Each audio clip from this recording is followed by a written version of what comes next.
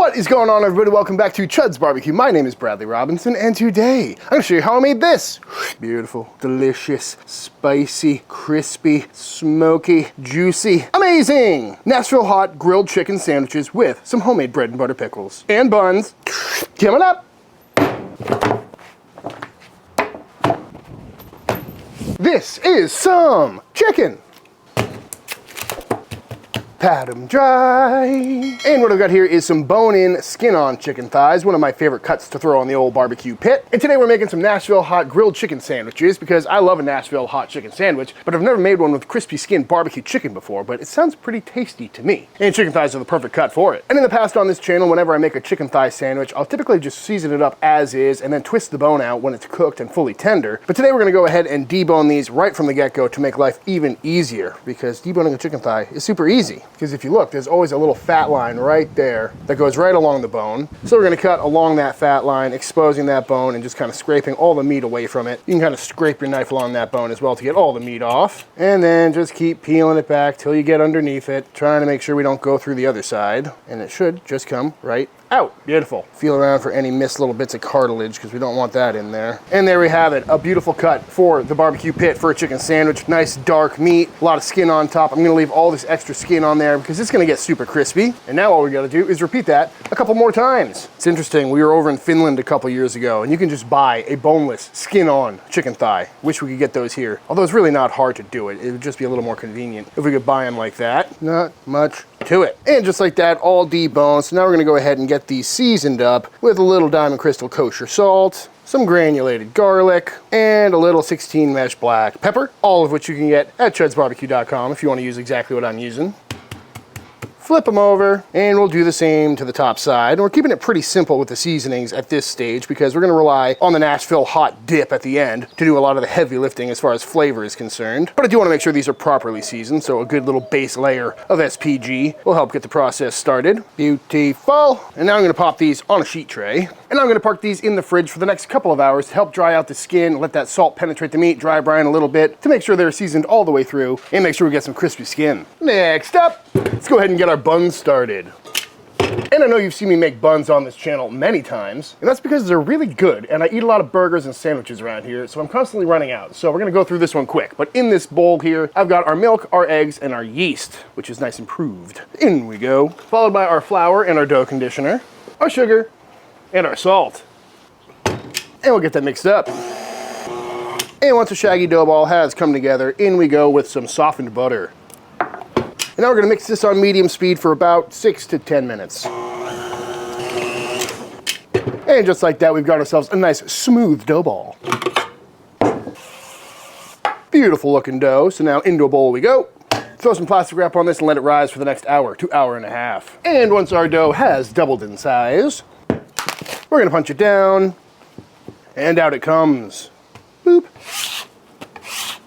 And now we're gonna go ahead and portion out some 90-gram little dough balls. Yup, nailed it. Then we're gonna tuck all the seams to the underside, making a smooth topped ball. Give it the old table roll so it's nice and tight and looking like that. And then onto a Silpat lined baking sheet we go. And once all balled up, I'm gonna go ahead and push these down a little bit so they're a little wider and a little bit less tall. And then I'm gonna put some plastic on these and let these rise and proof a second time for about 45 minutes. And once fully risen, maybe a little too risen, these are gonna be big. We're gonna bust out our egg wash and give these a nice little paint. And now into a 350-degree oven these go for about 30 minutes until they're looking absolutely beautiful. These always come out looking so good. Very easy to make too, especially if you're new to baking. Highly recommend giving this recipe a try because just look at these puppies. Oh, so golden brown. But I'm gonna pop these onto a wire rack to cool down for a little bit. Now, one thing often served with Nashville hot chicken is some bread and butter pickles, which we could easily go buy, but let's try to make some for ourselves. Beautiful, nice and thick.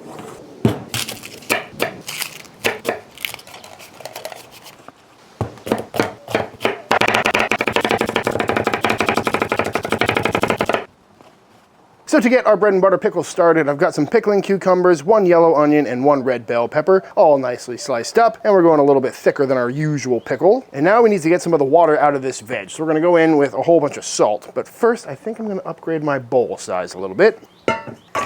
And now in we go with all of our salt. And this is kind of like how you make kimchi. We're gonna salt this veg and let it sit for a couple of hours to let all that salt draw out some of the moisture from these vegetables, as well as seasoning them all the way through. So I'm gonna give this a nice thorough mix, and then we're gonna set this aside for a couple of hours, and then we'll check back in. 2 hours later. Well, actually, it's more like 2.5, almost 3 hours later, but salt has done its job, and there is very likely a whole bunch of water in the bottom of this bowl, which we now need to strain out. This is gonna help us get a crunchy, not too watered down pickle. And I suppose if you want it to be super thorough, you can pop these in a salad spinner, get all the liquid out of them. And with all the extra water removed, it's now time to set these aside because we need to make the brine. Ingredients for our brine include some apple cider vinegar, as well as some water, and an aggressive amount of white sugar.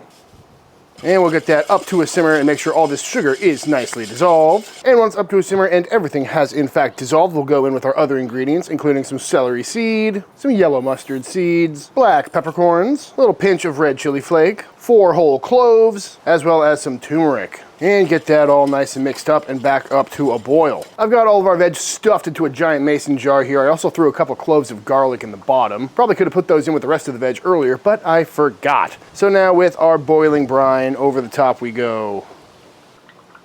That's the most successful brine pouring into a mason jar that the channel has ever seen. Which is great because cleaning turmeric off a cutting board is not fun. Give these a little shake, make sure everything is evenly submerged, and then set these aside, let them cool down, and once they're cooled, we'll have ourselves some bread and butter pickles. So now that we got our pickles and our buns made, all we need to do now is cook that chicken and make ourselves a spicy dunk. So let's go ahead and fire up the pit.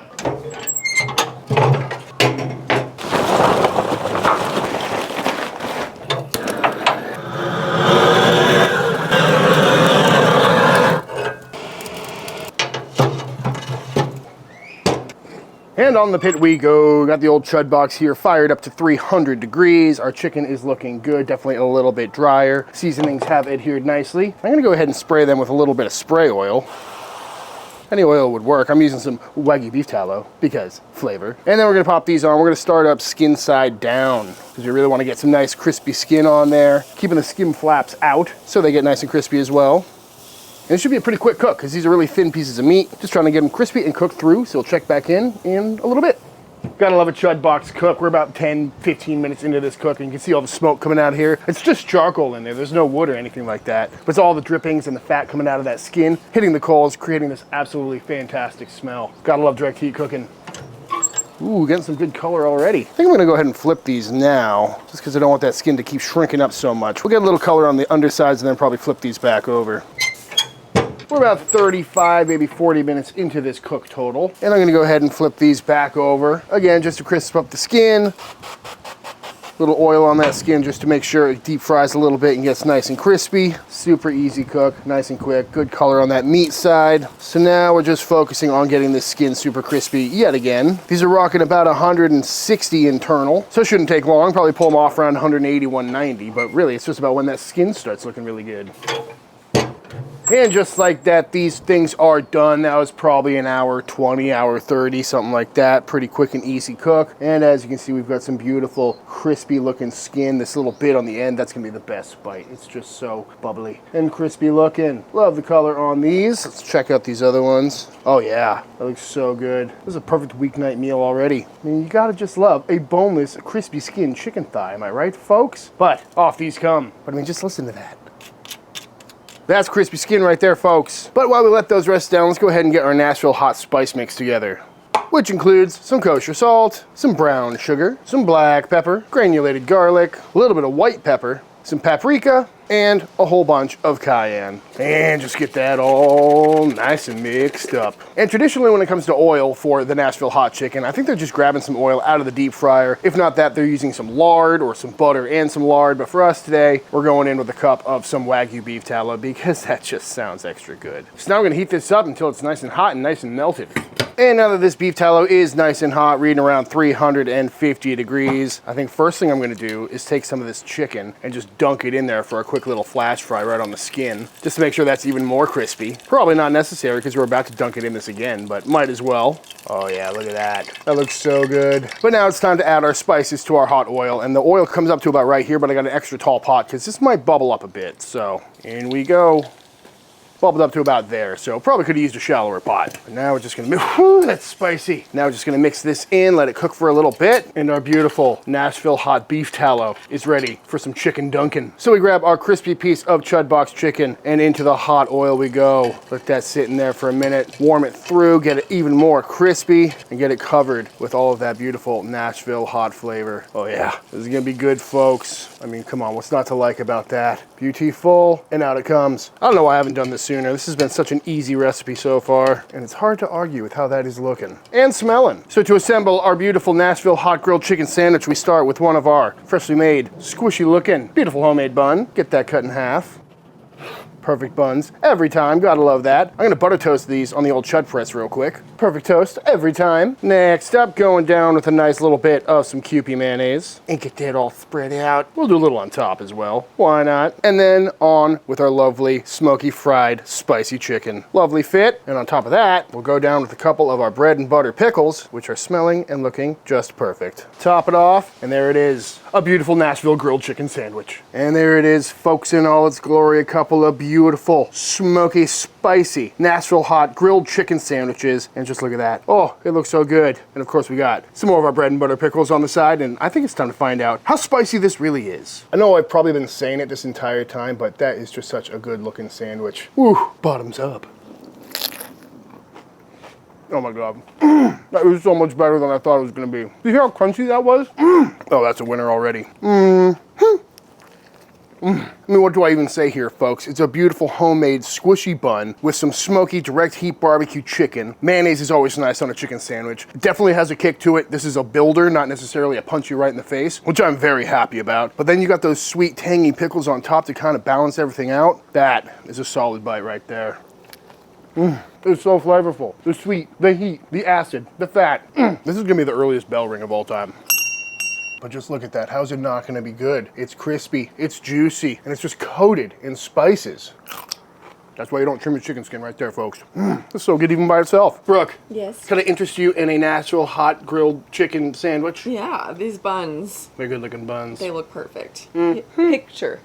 So we've got some direct heat, crispy skin chicken thighs. Okay. Dunked in a Nashville hot sauce, of course, on some homemade buns. And I also made these bread and butter pickles. Let me try that first. Going for a pickle straight up. Yum, yum, yum. I'm usually not a fan of the bread and butter pickles, but these are good. I like this version, yeah. I put an ungodly amount of sugar in that brine, and I was worried that I messed up the recipe, but... Well, that's why it's so good. They're not, like, absurdly sweet, but they're definitely very sweet. Whoa. What do you think? Okay, so the heat builds on you. Going in, I was like, that's not even spicy. But yeah. Now it's... I'm on bite 4, and the face sweat is starting. Yeah, it's working its way. Fair warning if your lips are chapped. Yeah, there's an aggressive amount of cayenne on these. It's good, though. It's definitely a hot sandwich. I wouldn't go much hotter than this. No, it's not blowing me away. But it's still edible. Yeah, meal. definitely.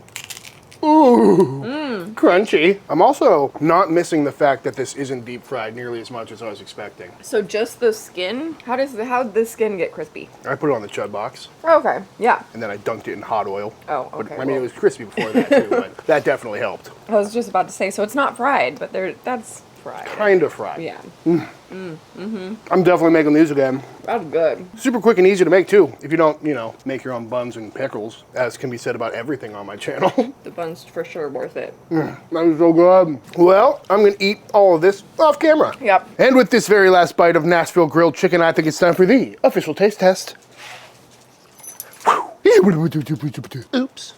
All right, y'all, and that is it. That is how to make some absolutely fantastic, smoky Nashville hot chicken on the barbecue pit turned into some Nashville hot chicken sandwiches. I highly recommend giving this one a try. It really checks all the boxes of what I'm looking for, where it's cheap ingredients, readily available ingredients, really simple process. You could do this on any cooker you've got where you can get crispy chicken skin. It's not a long cook, but it is absolutely packed with flavor. It's got some sweet, it's got some heat, it's got the acidity, it's salty. And this recipe in particular is right in the sweet spot of where I want my spicy food to be, where it's hot and it's noticeable, but it's still an enjoyable meal. I'm probably gonna notice this one tomorrow, but I don't think I'm gonna crack the toilet or anything like that. And this is definitely going on the short list of things I'm gonna be making for weeknight meals moving forward. But all that being said, if you enjoyed this video, let me know by hitting that subscribe button. Let YouTube know by dropping a like on this video. If you do give this recipe a try for yourself, be sure to tag me on Instagram at Chuds BBQ. I'd love to see what y'all are cooking. Big shout out to all the Team Chud members. Thank you for supporting this channel and allowing me to keep making all these videos. And until the next time I see you, please go cook something outside. Peace.